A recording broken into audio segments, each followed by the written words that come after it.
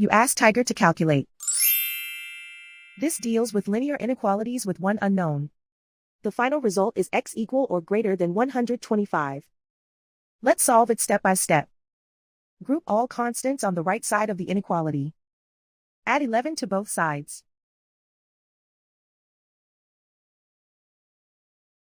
Simplify the arithmetic.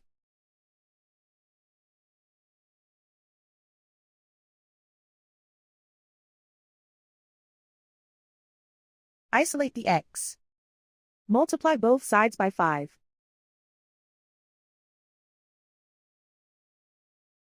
Group like terms.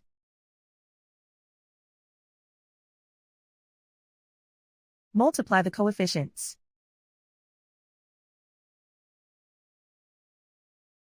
Simplify the fraction.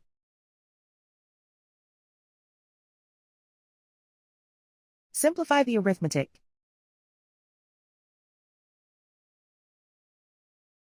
Plot the solution on a coordinate grid.